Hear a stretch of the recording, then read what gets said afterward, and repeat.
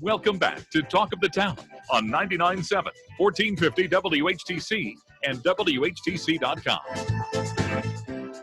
And we welcome you back to WHTC Talk of the Town for this Friday, April the 17th. We'll be open line following the 11 o'clock news block. And third Friday of the month, we normally set it aside for this gentleman.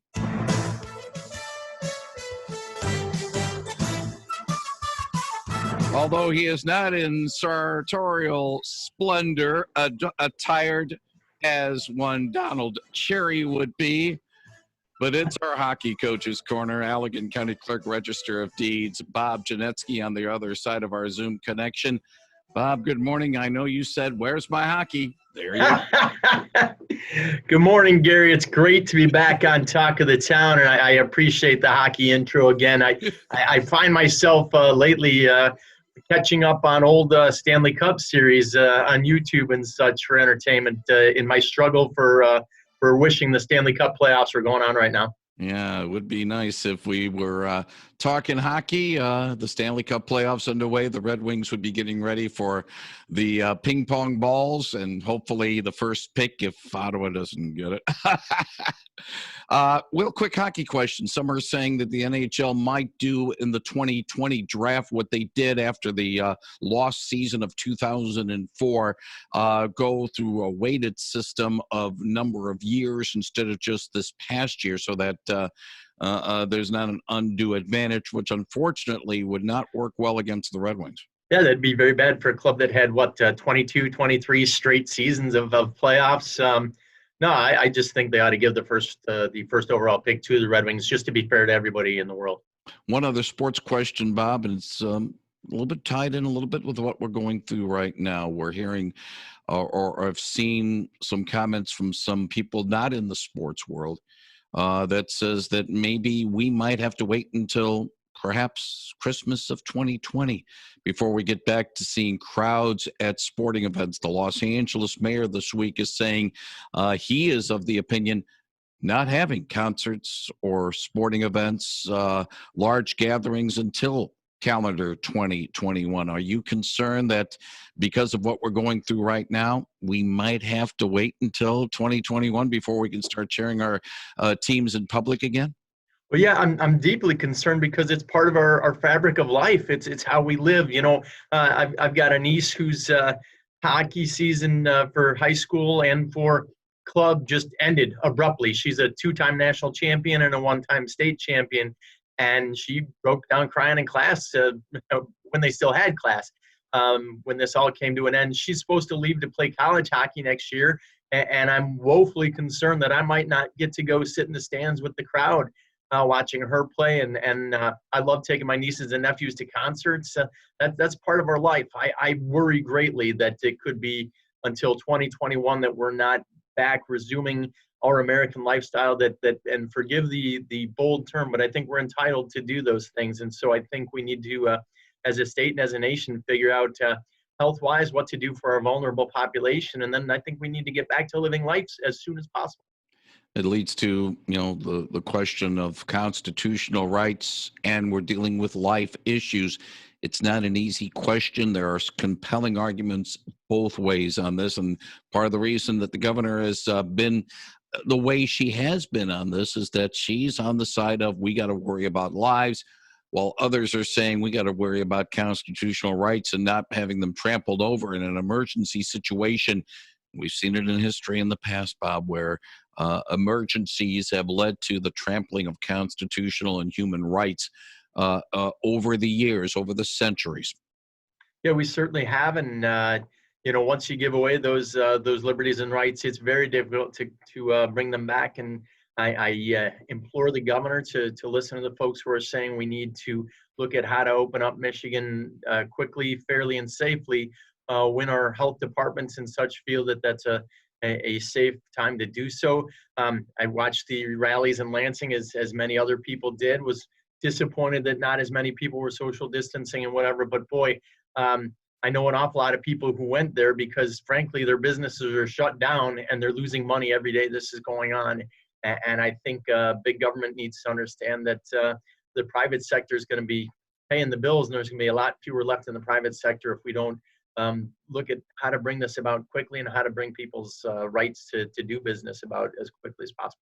I hope we don't have any civil unrest as this continues on. I'm worried about that as well. But, that's maybe a subject for another time. We are talking with Allegan County Clerk and Register of Deeds, Bob Genetski, and we're going to talk a little bit about his office's operations right now.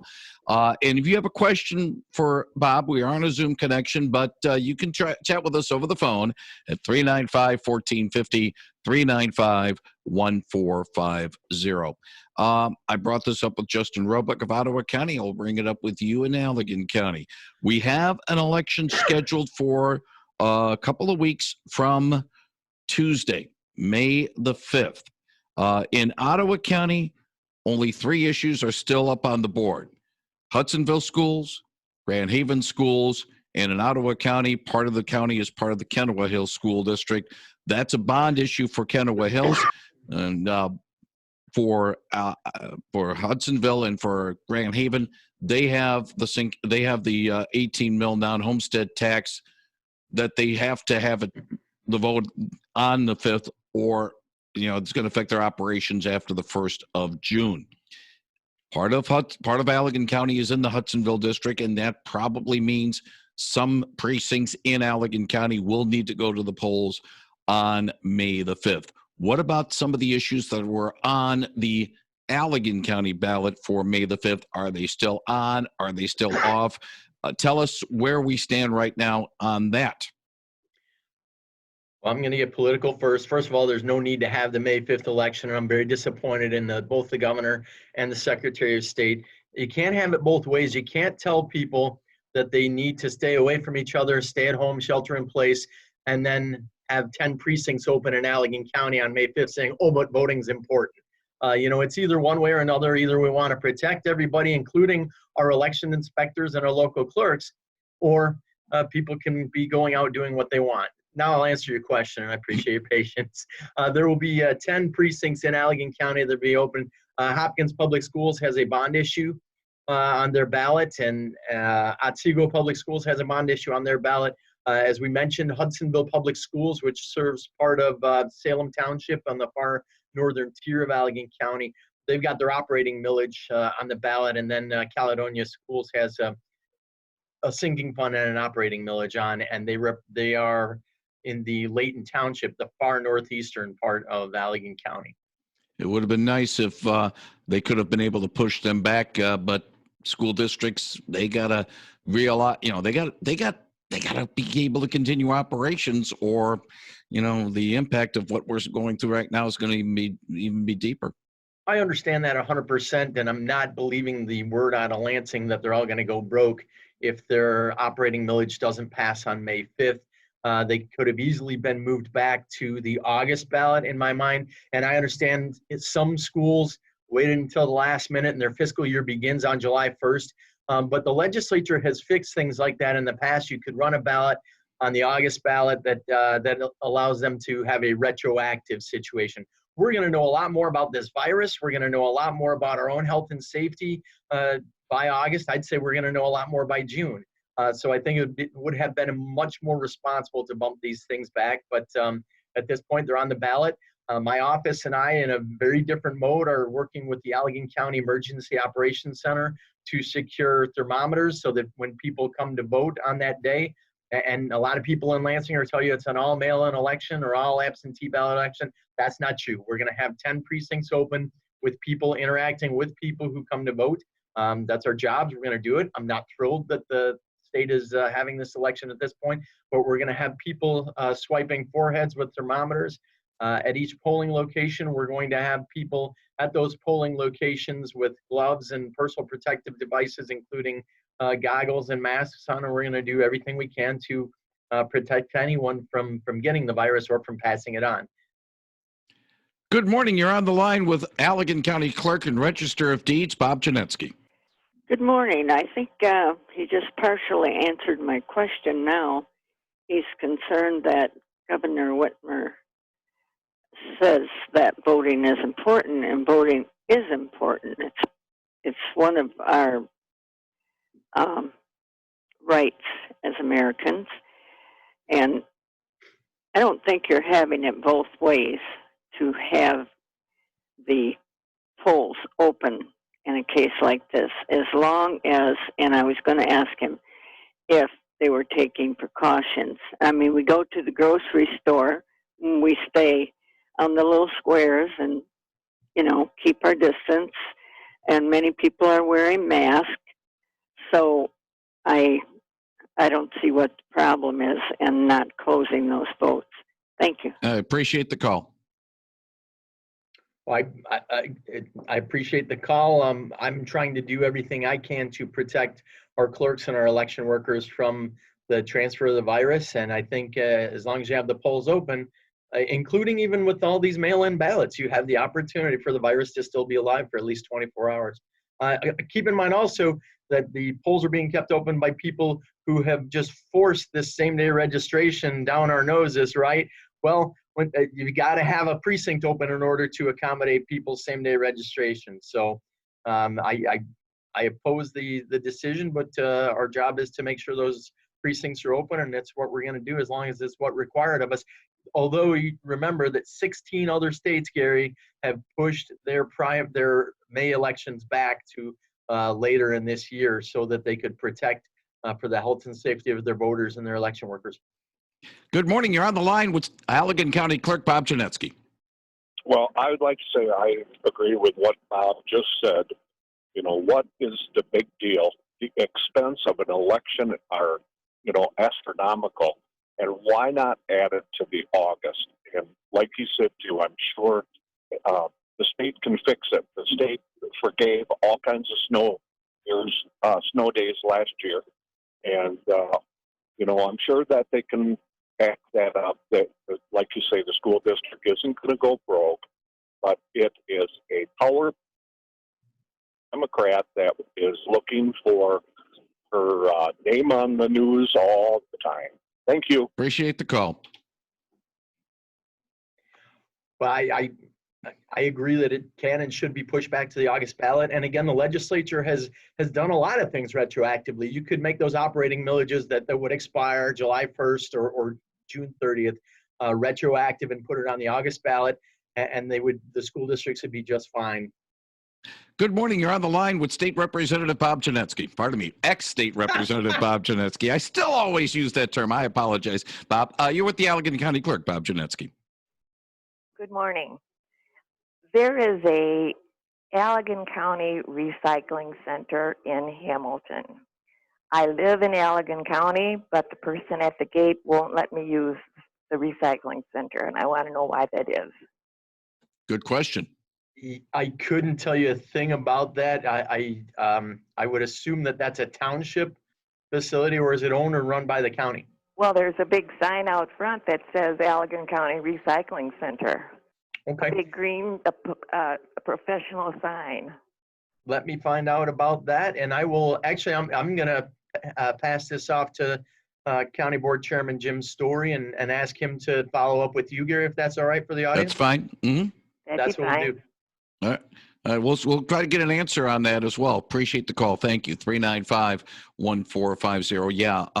Some of the facilities maybe are restricted in what they can do right now. Others are not. So that's more of an administrative question, and maybe something that the administrator, Mr. Sorrow, might be able to answer as well.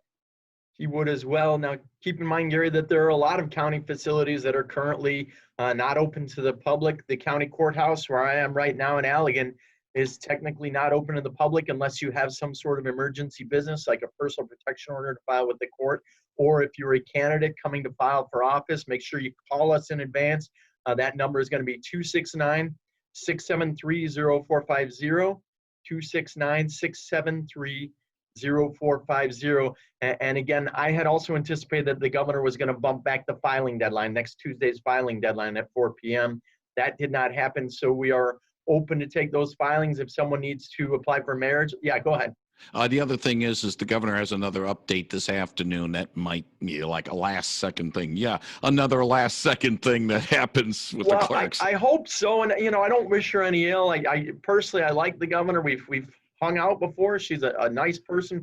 Politically, we see things very differently. But I had a candidate for county office come in earlier this week with at least 4 or 5 pages of petition signatures. And the only way to get that is to go and approach someone and have them sign that. I would like to see that filing deadline pushed back so that we know more about this virus and how that's transferred. I would hate for anybody to be signing a petition for someone to run for office and catch ill. Good morning. You're on the line with Allegan County Clerk Bob Genetski. Good morning, Bob. I'm wondering what happened to all the signatures that was gathered to ban abortion for that D&E 17-week pregnancy.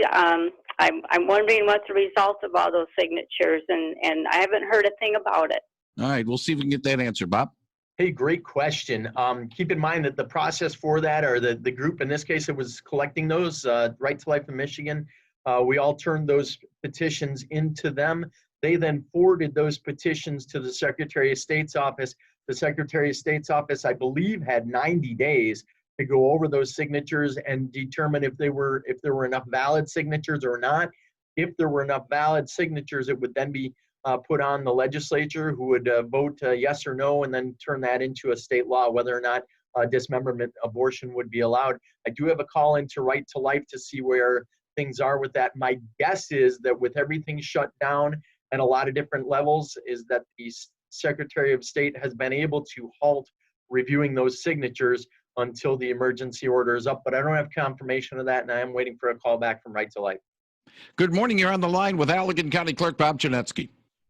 Yeah, I got a question here. I was watching Michelle Obama the other day on the news, and she was proposing that people could print up their own ballot online and then send it in, and that be their vote online, making a copy online and doing it, sending it in. I said, is that safe or not? I don't think voting over the internet is safe at all. I would highly recommend against that. I think I personally, I'm the biggest fan of people showing up to vote in person with an ID. That doesn't mean I'm opposed to absentee voting, but without people showing an ID at some point or another, whether when they show up to register to vote or when they show up at the polls, we do open ourselves up to a lot more potential for voter fraud, and our progressive friends don't seem to be that concerned about voter fraud in my mind. Oh, well, that's what I thought. So thanks for the message. All right, appreciate the call. 395-1450. Let's get one more call. We do need to take a break. Good morning. You're on the line with Bob Genetski. Yeah, I thought I heard the governor say that recycling was not the life essential thing, but the trash was. So I understood that they wouldn't be picking up our recycling, so maybe they had something to do with the Hamilton one being closed. Yeah. I'll hang up. I appreciate the call. Thank you. I'm scratched. By the way, we're recording this and going to put a Facebook, put it on Facebook later. I'm scratching my head about that one. I'm sorry. Jerry, Hold on. Yeah, but go ahead, Bob. I do respect the governor, but it's been difficult to tell friends and neighbors that your neighbor can run and get marijuana, and your other neighbor can get an abortion, and your other neighbor can go to whatever shop, but you can't buy tomato seeds when you're out buying your baby diapers or something. It's been tough to figure out the whole pattern. Peg?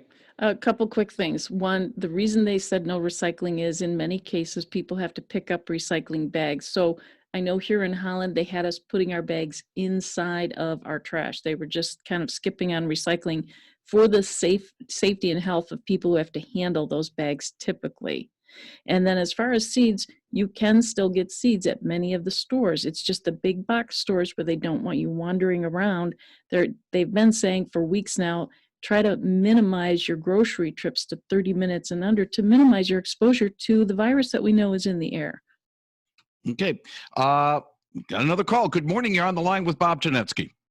Good morning. I was just wondering if you would happen to know who you would call to find out if you qualify for one of them stimulus checks or not. Yeah. I may have moved since the last time I've had to file federal income tax, so I don't. Yeah, I that might have to do some checking with the Internal Revenue Service, but I don't have a phone number. We'll see if we can find one for you on that. 395-1450. I will hold off on the break. We'll have to carry that to our next hour. So we'll just finish up our conversations with Allegan County Clerk Bob Genetski again. We're going to put a link to the clerk's page on the website when we put the audio of this podcast on our website at WHTC.com. And that can answer a lot of the questions about what can be done right now, what can be done online, what needs to still be done in person, because, during this stay home, stay safe situation, Bob, there's still a lot of questions that people have to have because, yeah, we're supposed to stay home. We're supposed to stay safe. We still need to get some stuff done. Agreed. And again, I want to emphasize anybody with business with the clerk's office or the register of deeds office, give us a call first. We're glad to help you as much as we can over the phone. I do want to announce that within a week, we're going to have more online services so that people can look up online marriage licenses and death certificates and DBAs and things like that. That's a service that previously wasn't offered. We've expedited that to get that up online. We're glad to help answer as many questions as we can via phone or online so that people can stay home and stay safe. The website is AlleganCounty.com. And again, we'll have a link. .org. I'm sorry. I always get that a little bit screwed up there. But Bob Genetski, Allegan County Clerk and Register of Deeds, we want to thank you very much for joining us as you do most months at the third Friday of the month on Talk of the Town. Let's hope we can talk in person and maybe get some clarity as to not only what's going on in the clerk's office, but also a little bit about what's going on with hockey as well when we chat again next month. Bob, thank you for joining us this morning. Thank you, Gary. Even in tough times, we are blessed. You take care. Thank you very much. That is Bob Genetski of Allegan County on 99.7 and 1450 WHTC. Coming up, we will have CBS News with Steve Kathan, followed by WHTC News with Peg McNichol. And then we will have some open line time in our final half hour of the week.